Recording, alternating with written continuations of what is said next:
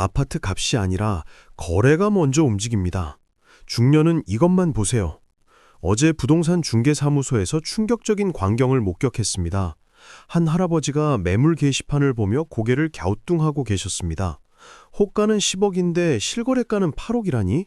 무슨 차이가 이렇게 나냐고 중개사에게 따지셨습니다. 중개사는 한숨을 쉬며 대답했습니다. 요즘은 다 그렇다고. 매물 가격은 희망사항이고 실제 거래 가격은 현실이라고. 그 말을 듣고 저는 깨달았습니다.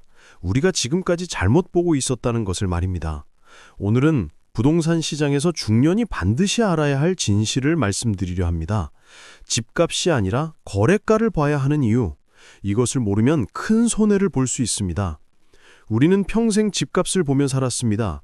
뉴스에 나오는 아파트 시세, 부동산 앱에 뜨는 호가, 중개사무소 게시판의 매물 가격, 이런 것들이 진짜 집값이라고 믿었습니다. 친구들과 모이면 우리 동네 집값이 얼마나 올랐는지 자랑했습니다. 부동산 앱으로 내 집 시세를 확인하며 뿌듯해했습니다. 한 지인이 그렇게 살았습니다.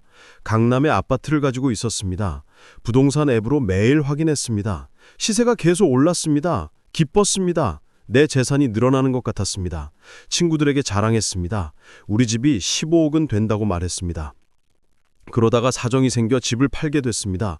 자신 있게 15억에 내놓았습니다. 부동산 앱에 그렇게 나와 있었으니까요. 하지만 아무도 사지 않았습니다. 몇 달이 지나도 연락이 없었습니다. 이상했습니다. 분명 시세는 15억인데 왜 안 팔릴까요? 중개사가 조심스럽게 말했습니다. 가격을 낮춰야 한다고. 요즘 실제 거래는 13억 정도에서 이루어진다고. 충격이었습니다. 시세와 실거래가가 이렇게 다를 줄 몰랐습니다. 결국 13억에 팔았습니다. 기대했던 것보다 2억이나 적었습니다. 그제야 깨달았습니다. 시세는 허상이고 거래가가 현실이라는 것을 말입니다. 이것이 바로 우리가 배워야 할 첫 번째 진실입니다. 아파트 값과 실제 거래가는 다릅니다. 특히 요즘 같은 시기에는 그 차이가 더 큽니다. 매물 호가는 높지만 실제 거래는 훨씬 낮은 가격에서 이루어집니다. 왜 그럴까요? 한 중개사가 솔직하게 털어놨습니다. 매도자들이 현실을 인정하지 못한다고. 작년까지만 해도 집값이 높았습니다. 그 기억 때문에 낮춰 팔기 싫어합니다. 높은 가격을 고집합니다. 하지만 시장은 변했습니다.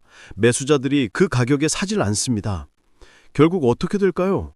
매물은 쌓이고 거래는 안 됩니다. 정말 급한 사람만 가격을 낮춰 팝니다. 그 가격이 실거래가입니다. 나머지 매물들은 게시판에만 걸려 있을 뿐입니다. 팔리지 않는 희망 가격입니다. 한 할머니가 이것을 몰라 고생했습니다. 집을 팔려고 1년을 기다렸습니다. 호가를 고집했습니다. 부동산 앱에 나온 시세대로 받고 싶었습니다. 하지만 1년 내내 한 통의 연락도 없었습니다. 그 사이 시장은 더 나빠졌습니다. 결국 급하게 팔아야 했습니다. 처음 호가보다 3억이나 낮췄습니다. 1년을 기다린 것이 아까웠습니다. 처음부터 실거래가를 받더라면 좋았을 것을. 시세만 믿고 버틴 것이 실수였습니다. 그 1년 동안 집값은 더 떨어졌고 결국 더 큰 손해를 봤습니다. 그렇다면 실거래가는 어떻게 확인할까요? 두 번째로 알아야 할 것은 정확한 정보를 찾는 방법입니다. 부동산 앱의 시세는 참고만 하세요. 진짜 중요한 것은 실제 거래 내역입니다. 정부에서 제공하는 실거래가 사이트를 봐야 합니다. 한 할아버지가 이것을 활용했습니다. 집을 사기 전에 철저히 조사했습니다. 원하는 동네의 최근 6개월 실거래가를 다 찾아봤습니다. 같은 평형대가 얼마에 거래됐는지 확인했습니다. 패턴이 보이기 시작했습니다. 최근 3개월 사이 가격이 계속 내려가고 있었습니다. 6개월 전보다 1억 가까이 떨어졌습니다. 하지만 매물 호가는 여전히 높았습니다. 실거래가와 호가의 차이가 2억 정도 났습니다. 이것이 진짜 시장 상황이었습니다. 할아버지는 실거래가를 기준으로 협상했습니다. 매도자가 15억을 요구했지만 최근 실거래가를 보여줬습니다. 같은 평형이 13억에 거래됐다는 증거였습니다. 매도자도 할 말이 없었습니다. 결국 13억 5천에 합의했습니다. 현명한 선택이었습니다. 시세를 믿었다면 15억을 줬을 겁니다. 하지만 실거래가를 알았기에 1억 5천을 아꼈습니다. 같은 집을 더 싼 가격에 산 겁니다. 정부가 돈을 지켰습니다. 세 번째로 알아야 할 것은 거래량입니다. 가격만큼 중요한 것이 얼마나 자주 거래되는가입니다. 거래량이 많으면 시장이 살아있는 겁니다. 거래량이 적으면 시장이 얼어붙은 겁니다. 이것을 보면 앞으로 집값이 어떻게 될지 예측할 수 있습니다. 한 지인이 이것을 놓쳐 후회했습니다. 작년에 집을 샀습니다. 가격이 조금 내렸을 때였습니다. 사게 사는 것 같았습니다. 하지만 거래량을 보지 않았습니다. 그 동네는 한 달에 몇 건 안 되는 거래만 있었습니다. 시장이 거의 죽어 있었습니다. 1년이 지나 팔려고 했습니다. 하지만 살 사람이 없었습니다. 거래량이 더 줄었습니다. 한 달에 한두 건밖에 안 됐습니다. 가격을 낮춰도 안 팔렸습니다. 유동성이 없었습니다. 집이 있어도 현금화할 수 없었습니다. 반대로 거래가 활발한 곳은 달랐습니다. 한 할머니가 거래가 활발한 단지를 골랐습니다. 한 달에 수십 건씩 거래됐습니다. 나중에 팔 때도 쉬웠습니다. 일주일 만에 매수자가 나타났습니다. 적정 가격에 빠르게 팔렸습니다. 거래량이 많다는 것은 수요가 있다는 뜻입니다. 팔고 싶을 때 팔 수 있습니다. 유동성이 좋습니다. 중년에게는 이것이 매우 중요합니다. 급하게 현금이 필요할 때가 있습니다. 병원비나 요양비 같은 것들입니다. 그럴 때 빠르게 팔 수 있어야 합니다. 네 번째는 매물 회전율입니다. 같은 집이 얼마나 자주 매물로 나오는지 봐야 합니다. 매물이 오래 걸려 있으면 문제가 있는 겁니다. 빨리 팔리는 매물은 가격이 합리적이거나 조건이 좋은 겁니다. 한 사람이 이것을 활용해 좋은 집을 샀습니다.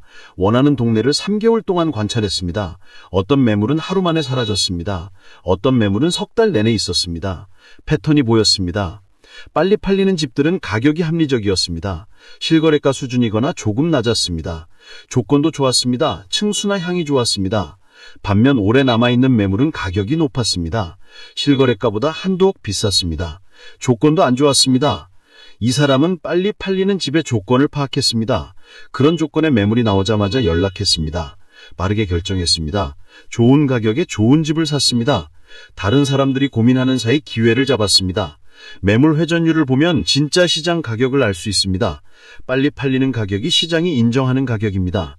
오래 남아있는 가격은 현실과 동떨어진 가격입니다. 이것을 구분하는 눈을 가져야 합니다. 다섯 번째는 계절성입니다. 부동산 거래에는 계절이 있습니다. 봄과 가을에 활발합니다. 여름과 겨울에는 뜸합니다. 이것을 알면 유리하게 거래할 수 있습니다. 팔 때는 성수기에, 살 때는 비수기에 움직이면 됩니다. 한 할아버지가 이것을 이용했습니다. 봄에 집을 팔았습니다. 이사철이라 수요가 많았습니다. 빠르게 팔렸고 좋은 가격을 받았습니다. 그리고 여름 내내 기다렸습니다. 전세로 들어가 지냈습니다. 겨울이 되자 움직였습니다. 거래가 뜸한 시기였습니다. 매물은 많은데 매수자는 적었습니다. 협상력이 생겼습니다. 원하는 집을 봄보다 싸게 샀습니다. 같은 집인데 계절만 달라도 가격이 달랐습니다. 물론 여름과 겨울을 견뎌야 하는 불편함은 있지만 수천만 원을 아낄 수 있다면 감수할 만합니다. 특히 중년에게는 시간이 있습니다. 급하게 거래할 필요가 없습니다. 천천히 기다리며 좋은 타이밍을 잡을 수 있습니다. 여섯 번째는 협상 기법입니다. 실거래가를 알면 협상에 유리합니다. 매도자가 높은 가격을 부르면 최근 실거래가를 보여주세요. 객관적 근거가 됩니다. 감정이 아니라 데이터로 설득하는 겁니다. 한 부부가 이것을 실전에 적용했습니다. 마음에 드는 집을 찾았습니다. 매도자가 14억을 요구했지만 최근 실거래가를 조사했더니 12억대였습니다. 증거 자료를 준비했습니다. 협상 자리에서 자료를 보여줬습니다. 지난 3개월간 같은 평형의 거래 내역이었습니다. 모두 12억 초중반이었습니다. 14억은 현실과 맞지 않았습니다. 매도자도 인정할 수밖에 없었습니다. 결국 12억 7천에 합의했습니다. 처음 호가보다 1억 3천을 낮췄습니다. 실거래가라는 무기가 있었기에 가능했습니다. 막연히 깎아달라고 하는 것과 근거를 제시하는 것은 차원이 다릅니다. 협상할 때는 감정을 배제하세요. 좋은 집이라고 칭찬하지 마세요. 매도자가 기를 쓰게 됩니다. 대신 냉정하게 시장 데이터를 제시하세요. 이 집의 적정 가격은 이것이라고 논리적으로 설명하세요. 그러면 합리적인 가격에 살 수 있습니다. 일곱 번째는 위험 신호입니다. 실거래가가 급락하는 지역이 있습니다. 석 달 전보다 10% 이상 떨어졌다면 위험합니다. 무언가 문제가 있는 겁니다. 그런 곳은 피해야 합니다. 더 떨어질 가능성이 큽니다. 한 사람이 이것을 무시하고 큰 손해를 봤습니다. 지방의 한 신도시에 투자했습니다. 가격이 많이 떨어져 있었습니다. 바닥이라고 생각했습니다. 지금 사면 나중에 오를 거라고 믿었습니다. 하지만 실거래가 추이를 보지 않았습니다. 사실 그 지역은 1년째 계속 떨어지고 있었습니다. 거래량도 거의 없었습니다. 위험 신호가 명확했습니다. 하지만 무시했습니다. 1년 후 더 떨어졌습니다. 팔려고 해도 살 사람이 없었습니다. 투자금이 반토막이 났습니다. 실거래가 추이를 봤더라면 예방할 수 있었습니다. 떨어지는 칼날을 잡은 격이었습니다. 반대로 실거래가가 안정적인 곳은 안전합니다. 몇 년간 비슷한 가격대를 유지하는 곳, 거래량도 꾸준한 곳, 이런 곳은 투자해도 크게 손해볼 일이 없습니다. 급등은 안 해도 급락도 안 합니다. 중년에게는 이런 안정성이 중요합니다. 마지막으로 중년이 명심해야 할 것이 있습니다. 집은 이제 투기 대상이 아닙니다. 안전자산입니다. 큰 수익을 노리지 마세요. 잃지 않은 것이 목표여야 합니다. 실거래가를 보면 이것이 가능합니다. 한 할아버지가 깨달았습니다. 젊었을 때는 집값 상승을 노렸습니다. 투자했습니다. 때로는 성공하고 때로는 실패했습니다. 하지만 이제는 다릅니다. 70이 넘은 나이에 모험할 수 없습니다. 안정적인 곳에 집을 샀습니다. 실거래가가 몇 년간 안정적이었던 곳이었습니다. 크게 오를 것 같지 않았습니다. 하지만 크게 떨어질 것 같도 않았습니다. 이것으로 충분했습니다. 실제로 2년간